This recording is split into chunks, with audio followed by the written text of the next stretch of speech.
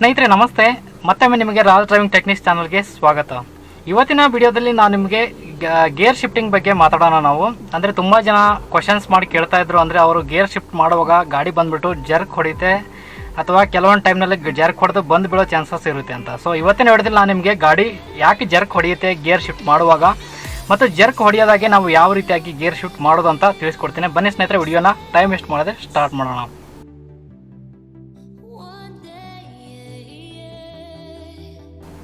ಮೊದಲಿಗೆ ನಿಮಗೆ gear shifting ಅಂತ ಹೇಳಿದ್ರೆ ಓನ್ಲಿ ನೀವು ಗೇರ್ ಲಿವರ್ನ ಯೂಸ್ ಮಾಡ್ಕೊಂಡ್ಬಿಟ್ಟು ಆ ಸ್ಲಾಟ್ಗೆ ಶಿಫ್ಟ್ ಮಾಡೋದು ಅಷ್ಟೇ ಗೇರ್ ಶಿಫ್ಟಿಂಗು ಅಂತ ಹೇಳಿದರೆ ಅದು ಆ್ಯಕ್ಚುಲಿ ತಪ್ಪು. ಗೇರ್ ಶಿಫ್ಟಿಂಗ್ ಅಂತ ಹೇಳಿದ್ರೆ ಒಂದು ಟೋಟಲ್ ಪ್ರೊಸೆಸ್ ಇರುತ್ತೆ. ಅಂದರೆ ಫಸ್ಟು ಕ್ಲಚ್ಚನ್ನು ಪ್ರೆಸ್ ಮಾಡಿಬಿಟ್ಟು ಆಮೇಲೆ ಗೇರ್ ಲಿವರ್ನ ಆ ಗೇರ್ಗೆ ತಕ್ಕಾಗಿ ಸ್ಲಾಟ್ಗೆ ಶಿಫ್ಟ್ ಮಾಡೋದು, ಆಮೇಲೆ ಕ್ಲಚ್ಚನ್ನು ರಿಲೀಸ್ ಮಾಡೋದು, ಕ್ಲಚ್ಚನ್ನು ಈ ರೀತಿಯಾಗಿ ರಿಲೀಸ್ ಮಾಡೋದು. ಸೊ ಇದಕ್ಕೆ ಈ ಟೋಟಲ್ ಪ್ರೊಸೆಸ್ಗೆ ನಾವು ಗೇರ್ ಶಿಫ್ಟಿಂಗ್ ಅಂತ ಹೇಳ್ತೇವೆ. ಇನ್ನು ಗೇರ್ ಶಿಫ್ಟಿಂಗ್ ಮಾಡುವಾಗ ಯಾಕೆ ಜರ್ಕ್ ಹೊಡೆಯುತ್ತೆ ಅಂತ ಹೇಳೋದಾದರೆ, ಶಿಫ್ಟ್ ಮಾಡೋದಕ್ಕೆ ಆ್ಯಕ್ಚುಲಿ ಗಾಡಿ ಜರ್ಕ್ ಹೊಡೆಯೋದಿಲ್ಲ. ಗಾಡಿ ಜರ್ಕ್ ಹೊಡೆಯೋದು ಯಾಕೆ ಹೊಡೆಯುತ್ತೆ ಅಂತ ಹೇಳಿದ್ರೆ, ನೀವು ಕ್ಲಚ್ಚು ಮತ್ತು ಎಕ್ಸಲೇಟರ್ ಪೆಡಲ್ ಇವೆರಡನ್ನು ಯೂಸ್ ಮಾಡೋ ಒಂದು ಕಾಂಬಿನೇಷನ್ ಏನಿದೆ, ಅದರಲ್ಲಿ ಏನಾದರೂ ಸ್ವಲ್ಪ ಮಟ್ಟಿಗೆ ಹೆಚ್ಚು ಕಡಿಮೆ ಆಯಿತು ಅಂದರೆ ಗಾಡಿ ಬಂದುಬಿಟ್ಟು ಜರ್ಕ್ ಹೊಡೆಯುತ್ತೆ. ಅಂದರೆ ಕ್ಲಚ್ನ ನೀವು ಫಾಸ್ಟಾಗಿ ಬಿಡೋದು, ಸಡನ್ ರಿಲೀಸ್ ಮಾಡೋದು, ಅಥವಾ ಎಕ್ಸಲೇಟರ್ ಪೆಡಲ್ನ ಹಾರ್ಡ್ ಪ್ರೆಸ್ ಮಾಡೋದು, ಅಂದರೆ ಅವೆರಡು ಕಾಂಬಿನೇಷನ್ ಇರುತ್ತೆ. ಗೇರ್ ಶಿಫ್ಟ್ ಆದಮೇಲೆ ಕ್ಲಚ್ಚು ಎಕ್ಸಲೇಟರ್ ಪೆಡಲನ್ನು ನೀವು ಕಾಂಬಿನೇಷನ್ ಆಗಿ ಯೂಸ್ ಮಾಡೋದು, ಅದರ ಸ್ವಲ್ಪ ಹೆಚ್ಚು ಕಡಿಮೆ ಆದರೂ ಸಹ ಗಾಡಿ ಬಂದುಬಿಟ್ಟು ಜರ್ಕ್ ಹೊಡೆಯುತ್ತೆ. ಇನ್ನು ಸ್ಮೂತ್ ಗೇರ್ ಶಿಫ್ಟಿಂಗ್ ಅಂತ ಹೇಳೋದಾದರೆ, ಕ್ಲಚ್ಚನ್ನು ಪ್ರೆಸ್ ಮಾಡಿ ಗೇರ್ ಎಂಗೇಜ್ ಮಾಡಿ ಕ್ಲಚ್ಚನ್ನು ರಿಲೀಸ್ ಮಾಡಿ ಗಾಡಿ ಮೂವ್ ಆಗುತ್ತೆ. ಸೊ ಆ ಟೈಮ್ನಲ್ಲಿ ಯಾವುದೇ ರೀತಿಯ ಜರ್ಕ್ ಹೊಡೆಯೋದಾಗೆ, ಅಂದರೆ ನಮ್ಮ ಹಿಂದೆ ಕುತ್ಕೊಂಡಿರುವ ಪ್ಯಾಸೆಂಜರ್ಸ್ಗೆ ನೀವು ಗೇರ್ ಶಿಫ್ಟ್ ಮಾಡಿದ್ರಿ ಅಂತ ಅವ್ರಿಗೆ ಒಂದು ಚೂರು ಯಾವುದೇ ರೀತಿಯ ಒಂದು ಫೀಲ್ ಆಗಬಾರ್ದು ಅಥವಾ ಅವ್ರಿಗೆ ಗೊತ್ತಾಗಬಾರ್ದು. ಅದಕ್ಕೆ ನಾವು ಸ್ಮೂತ್ ಗೇರ್ ಶಿಫ್ಟಿಂಗ್ ಅಂತ ಹೇಳ್ತೀವಿ. ಸೊ ಮೊದಲಿಗೆ ನಾವು ನೋಡೋಣ ಜರ್ಕ್ ಯಾವ ರೀತಿಯಾಗಿ ಗಾಡಿ ಜರ್ಕ್ ಹೊಡೆಯುತ್ತೆ ಅಂತ. ಯೂಶುವಲಿ ನೀವೇನು ಫಸ್ಟ್ ಗೇರ್ಗೆ ಎಂಗೇಜ್ ಮಾಡಿ ಗಾಡಿನ ಮೂವ್ ಮಾಡ್ತೀರಾ, ಅಲ್ಲಿ ನಿಮಗೆ ಗಾಡಿ ಜರ್ಕ್ ಹೊಡೆಯುತ್ತೆ. ಸೊ ಹೀಗೆ ಅಂದರೆ ನೀವು ಸಡನ್ನಾಗಿ ಕ್ಲಚ್ ರಿಲೀಸ್ ಮಾಡಿದ್ರಿ ಅಂತ ಹೇಳಿದರೆ ಗಾಡಿ ಬಂದುಬಿಟ್ಟು ಜರ್ಕ್ ಹೊಡೆಯುತ್ತೆ, ಅಥವಾ ಗಾಡಿ ಕೆಲವು ಟೈಮ್ನಲ್ಲಿ ಬಂದು ಬೀಳೋ ಚಾನ್ಸಸ್ಸು ಇರುತ್ತೆ. ಇನ್ನು ಇದು ಸೆಕೆಂಡ್ ಗೇರ್ಗೂ ಸಹ ಅನ್ವಯ ಆಗುತ್ತೆ. ನೀವು ಫಸ್ಟ್ ಗೇರ್ಗೆ ಏನಾದರೂ ಕ್ಲಚನ್ನು ಸ್ಲೋ ರಿಲೀಸ್ ಮಾಡಿ ಗಾಡಿ ಮೂವ್ ಮಾಡಿದ್ರು, ನೆಕ್ಸ್ಟ್ ಸೆಕೆಂಡ್ ಗೇರ್ ಶಿಫ್ಟ್ ಮಾಡುವಾಗ ನೀವು ಅಷ್ಟೇ ಕ್ಲಚ್ಚನ್ನು ಫಾಸ್ಟಾಗಿ ನೀವು ರಿಲೀಸ್ ಮಾಡಿದ್ರಿ ಅಂತ ಹೇಳಿದ್ರೆ ಗಾಡಿ ಬಂದುಬಿಟ್ಟು ಜರ್ಕ್ ಹೊಡೆಯುತ್ತೆ.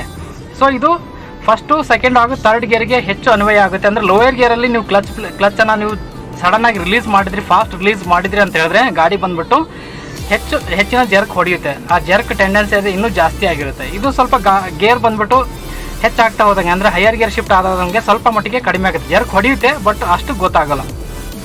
ಇನ್ನು ಸೆಕೆಂಡ್ ಜರ್ಕ್ ಹೊಡೆಯೋ ಸಿಚುವೇಶನ್ ಬಗ್ಗೆ ಮಾತಾಡೋದಾದರೆ, ನೀವು ಗಾಡಿನ ಮೂವ್ ಮಾಡಿದ ಮೇಲೆ ಫಸ್ಟ್ ಗೇರ್ಗೆ ಎಂಗೇಜ್ ಮಾಡಿ ಗಾಡಿ ಮೂವ್ ಮಾಡಿದ್ರ ಅಂತ ಇಟ್ಕೊಳ್ಳೋಣ. ಸ್ಲೋಲಿ ಮೂವ್ ಮಾಡಿದ್ದೀರಾ, ಸೊ ಗಾಡಿ ಈಗ ಮೂವ್ ಆಗ್ತಾ ಇದೆ. ಯಾವುದೇ ಕಾರಣಕ್ಕೆ ನಿಮ್ಮ ಗಾಡಿ ಬಂದುಬಿಟ್ಟು ನೀವು ಸ್ಲೋ ಮಾಡಬೇಕಾಗಿ ಬರ್ಬೋದು. ಅಂದರೆ ನೀವು ಎಕ್ಸಲೇಟರ್ ಪೆಡಲಿಂದ ಕಾಲು ತೆಗಿತೀರಾ, ನೆಕ್ಸ್ಟ್ ಗಾಡಿನ ಮೂವ್ ಮಾಡ್ಬೇಕಂದ್ರೆ ಎಕ್ಸಲೇಟರ್ ಪೆಡಲ್ನ ನೀವು ಸಡನ್ನಾಗಿ ಈ ರೀತಿಯಾಗಿ ನೀವು ಪ್ರೆಸ್ ಮಾಡಿದ್ರೆ, ಹಾರ್ಡ್ ಪ್ರೆಸ್ ಮಾಡಿದ್ರಿ ಅಂತ ಹೇಳಿದ್ರೆ ಬಂದು ಇಲ್ಲೂ ಸಹ ಗಾಡಿ ಬಂದುಬಿಟ್ಟು ಜರ್ಕ್ ಹೊಡೆಯುತ್ತೆ. ಈಗ ನೋಡಿ, ನಾನು ಎಕ್ಸಲೇಟರ್ ಪೆಡಲಿಂದ ಕಾಲು ತೆಗಿತೀನಿ, ಈಗ ಮೂವ್ ಮಾಡ್ಬೇಕು, ನನಗೆ ಏನು ಮಾಡ್ತೀನಿ, ಎಕ್ಸಲೇಟರ್ ಪೆಡಲ್ ಜೋರಾಗಿ ಪ್ರೆಸ್ ಮಾಡ್ತೀನಿ. ಸೊ ಈಗ ಬಂದುಬಿಟ್ಟು ಗಾಡಿ ಬಂದುಬಿಟ್ಟು ಜರ್ಕ್ ಹೊಡೆಯುತ್ತೆ. ಸೊ ಗಾಡಿ ಜರ್ಕ್ ಹೊಡೆದಾಗ ಮೂವ್ ಮಾಡೋದು ಹೇಗೆ ಅಂತ ಹೇಳಿದ್ರೆ, ಎಕ್ಸಲೇಟರ್ ಪೆಡಲ್ನ ಜೋರಾಗಿ ಹಾರ್ಡಾಗಿ ಎಕ್ಸಲೇಟ್ ಮಾಡಬಾರ್ದು, ತುಂಬ ಸ್ಮೂತಾಗಿ ಲೈಟಾಗಿ ಎಕ್ಸಲೇಟರ್ ಪೆಡಲನ್ನು ನೀವು ಲೈಟಾಗಿ ಪ್ರೆಸ್ ಮಾಡಬೇಕು. ಆವಾಗ ನಿಮಗೆ ಗಾಡಿ ಬಂದುಬಿಟ್ಟು ಜರ್ಕ್ ಹೊಡೆಯೋದಿಲ್ಲ. ಯಾವುದೇ ರೀತಿಯ ಜರ್ಕ್ ನಿಮ್ಗೆ ಅಷ್ಟೆಲ್ಲ ಹಿಂದೆ ಕೂತ್ಕೊಂಡ್ರೆ ಪ್ಯಾಸೆಂಜರ್ಗೂ ಸಹ ಗೊತ್ತಾಗಲ್ಲ, ಈ ಮೆಥಡನ್ನು ನೀವು ಫಾಲೋ ಮಾಡಿದರೆ. ಇನ್ನು ನೆಕ್ಸ್ಟ್ ಗಾಡಿ ಯಾವಾಗ ಜರ್ಕ್ ಹೊಡೆಯುತ್ತೆ ಅಂತ ಹೇಳಿದ್ರೆ, ನೀವು ಸೆಕೆಂಡ್ ಗೇರ್ ಅಥವಾ ಥರ್ಡ್ ಗೇರಲ್ಲಿ ಹೋಗ್ತಾ ಇದ್ದೀರಾ ಅಥವಾ ಫೋರ್ತ್ ಗೇರಲ್ಲಿ ಹೋಗ್ತಾ ಇದ್ದೀರಾ ಅಂತ ಇಟ್ಕೊಳ್ಳೋಣ. ಫೋರ್ತ್ ಗೇರಲ್ಲಿ ನೀವು ಸಡನ್ ಫಾಸ್ಟಾಗಿ ಒಂದು 40-50 ಕಿಲೋಮೀಟರ್ ಸ್ಪೀಡಲ್ಲಿ ಹೋಗ್ತಾ ಇದ್ದೀರಾ. ಸೊ ಎದುರುಗಡೆ ಯಾವುದೇ ಒಂದು ಟರ್ನ್ ಬರುತ್ತೆ, ಲೆಫ್ಟ್ ಅಥವಾ ರೈಟ್ ಟರ್ನ್ ಬರುತ್ತೆ. ಆ ಟೈಮ್ನಲ್ಲಿ ನೀವು ಗಾಡಿನ ಸ್ಲೋ ಮಾಡ್ಕೊಂಡ್ಬಿಟ್ಟು ಟರ್ನ್ ತೊಗೋಬೇಕಾಗಿರುತ್ತೆ. ಸೊ ಅವಾಗ ಏನು ಮಾಡ್ತಾರೆ, ನೀವು ಸ್ಲೋ ಮಾಡಬೇಕಂತಾರೆ ನಾವು ಬ್ರೇಕನ್ನು ಯೂಸ್ ಮಾಡ್ಕೊಂಬಿಟ್ಟು ಸ್ಲೋ ಮಾಡ್ತೀವಿ. ಸ್ಲೋ ಆದಮೇಲೆ ನಾವು ಗೇರನ್ನು ಡೌನ್ ಶಿಫ್ಟ್ ಮಾಡ್ಕೊಂಬಿಟ್ಟು ಗಾಡಿ ಮೂವ್ ಮಾಡಿ ಟರ್ನ್ ತೊಗೋಬೇಕು. ಸೊ ಇದು ಪ್ರೊಸೆಸ್ಸು. ಆ್ಯಕ್ಚುಲಿ ಏನಾಗ್ತದೆ ಅಂದರೆ, ಇಲ್ಲಿ ಡೌನ್ ಶಿಫ್ಟ್ ಮಾಡೋ ಟೈಮ್ ಏನಿದೆ ಅದರಲ್ಲೂ ಸಹ ಏನಾದರೂ ಹೆಚ್ಚು ಕಡಿಮೆ ಆಯಿತು ಅಂತ ಹೇಳಿದ್ರೆ ನಿಮ್ಮ ಗಾಡಿ ಬಂದುಬಿಟ್ಟು ಜರ್ಕ್ ಹೊಡೆಯುತ್ತೆ. ಅಂದರೆ ಡೌನ್ ಶಿಫ್ಟ್ ಮಾಡೋ ಸಮಯ ಬಂದಾಗ ಮಾತ್ರ ನೀವು ಗೇರ್ನ ಡೌನ್ ಶಿಫ್ಟ್ ಮಾಡಬೇಕು. ಅದಕ್ಕೂ ಮೊದಲೇ ನೀವು ಡೌನ್ ಶಿಫ್ಟ್ ಮಾಡಿದ್ರಿ ಅಂತ ಹೇಳಿದ್ರೆ ನಿಮ್ಮ ಗಾಡಿ ಬಂದುಬಿಟ್ಟು ಜರ್ಕ್ ಹೊಡೆಯುತ್ತೆ. ಈಗ ನಿಮ್ಮ ಪ್ರಾಕ್ಟಿಕಲಾಗಿ ತೋರಿಸ್ತೀನಿ ನಾನು. ಈಗ ಫೋರ್ತ್ ಗೇರಲ್ಲಿದೆ, ಮುಂದೆ ಒಂದಲ್ಲಿ ಯೂ ಟರ್ನ್ ಇದೆ, ಯೂ ಟರ್ನ್ ತೊಗೋತೀನಿ ನಾನು. ಯೂ ಟರ್ನ್ ತೊಗೋಬೇಕಂದ್ರೆ ನನಗೆ ಗಾಡಿನ ಸ್ಲೋ ಮಾಡಬೇಕು. ಸೊ ಗಾಡಿ ಸ್ಲೋ ಮಾಡಿ ಗಾಡಿ ಮೂವ್ ಮಾಡಬೇಕು, ಟರ್ನ್ ತೊಗೋಬೇಕಂದ್ರೆ ನನಗೆ ಗಾಡಿನ ಡೌನ್ ಶಿಫ್ಟ್ ಮಾಡಬೇಕು. ಡೌನ್ ಶಿಫ್ಟ್ ಮಾಡಬೇಕಾದ್ರೆ ಸಡನ್ನಾಗಿ ಈಗ ನೋಡಿ ನಂಗೆ ಮೂವ್ ಬಂದು, ಈಗ ಫೋರ್ತಲ್ಲಿ ನಾನು ಇಮಿಡಿಯೇಟಾಗಿ ಥರ್ಡ್ ಗೇರ್ ಶಿಫ್ಟ್ ಮಾಡಿಬಿಟ್ಟು ಗಾಡಿನ ಸೊ ಈ ರೀತಿ ಕ್ಲಚನ್ನು ರಿಲೀಸ್ ಮಾಡ್ತೀನಿ. ಸೊ ಏನಾಯಿತು, ಗಾಡಿ ಬಂದುಬಿಟ್ಟು ಜರ್ಕ್ ಹೊಡಿತು. ಅಂದರೆ ಡೌನ್ ಶಿಫ್ಟ್ ಮಾಡೋ ಸಮಯ ಇನ್ನೂ ಬಂದಿರಲಿಲ್ಲ. ಅದಕ್ಕೂ ಮೊದಲನೇ ನಾವು ಡೌನ್ ಶಿಫ್ಟ್ ಮಾಡಿದ್ವಿ, ಹೀಗಾಗಿ ನಮ್ಮ ಗಾಡಿ ಬಂದ್ಬಿಟ್ಟು ಜರ್ಕ್ ಹೊಡೆಯಿತು.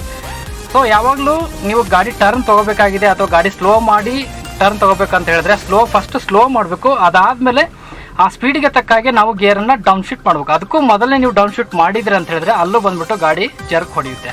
ಸೊ ಈಗ ನಿಮ್ಗೆ ಮತ್ತೊಮ್ಮೆ ತೋರಿಸ್ತೀನಿ ನಾನು. ಮುಂದೆ ಅಲ್ಲಿ ಒಂದು ಯೂ ಟರ್ನ್ ತೊಗೋತೀನಿ ನಾನು. ಈಗ ಥರ್ಡ್ ಗೇರಲ್ಲಿ ಇದ್ದೇನೆ.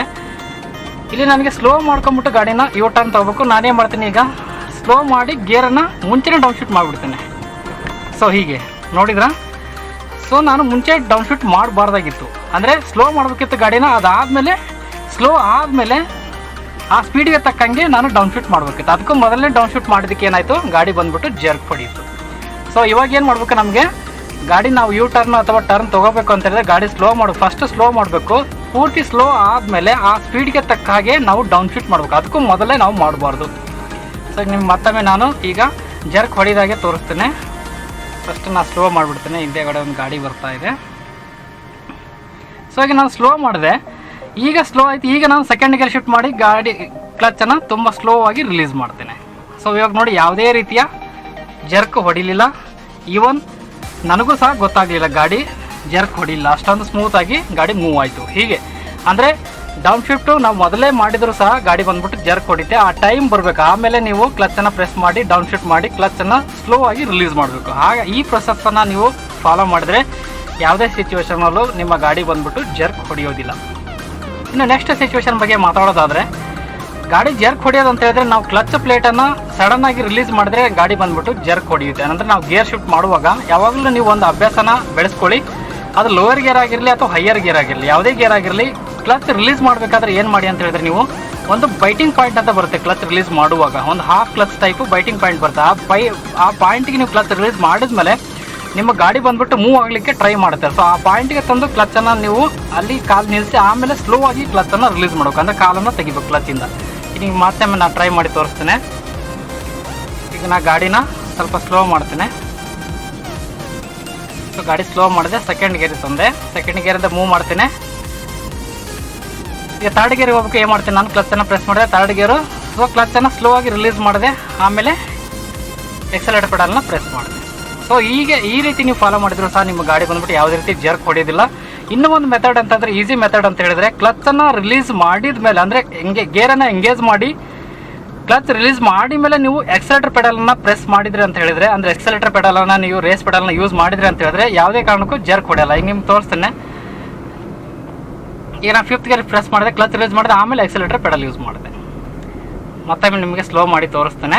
ಅಂದರೆ ನಿಮ್ಮ ರೋಡ್ ಬಂದ್ಬಿಟ್ಟು ಪ್ಲೇನ್ ಆಗಿದೆ, ಯಾವುದೇ ರೀತಿ ಅಪ್ ಇಲ್ಲ ಅಂತ ಹೇಳಿದ್ರೆ ನೀವು ಈ ಮೆಥಡನ್ನು ಫಾಲೋ ಮಾಡ್ಬೋದು. ಫಸ್ಟನ್ನು ಗೇರ್ ಎಂಗೇಜ್ ಮಾಡೋದು, ಕ್ಲಚ್ ಪ್ರೆಸ್ ಮಾಡಿ ಆಮೇಲೆ ಕ್ಲಚ್ ರಿಲೀಸ್ ಮಾಡೋದು, ಆಮೇಲೆ ಎಕ್ಸಲೇಟರ್ ಪೆಡಲ್ನ ಯೂಸ್ ಮಾಡೋದು.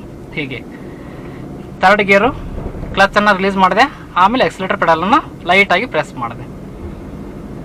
ಈಗ ಫೋರ್ತ್ ಗೇರು ಕ್ಲಚ್ ಬಿಟ್ಟೆ, ಆಮೇಲೆ ಎಕ್ಸಲೇಟರ್ ಪೆಡಲ್ನ ಯೂಸ್ ಮಾಡಿದೆ. ಸೊ ಈ ಮೆಥಡನ್ನು ಯೂಸ್ ಮಾಡಿದರೂ ಸಹ ನಿಮ್ಮ ಯಾವುದೇ ಸಿಚುವೇಷನಲ್ಲಿ ನಿಮ್ಮ ಗಾಡಿ ಬಂದ್ಬಿಟ್ಟು ಜರ್ಕ್ ಹೊಡೆಯೋದಿಲ್ಲ.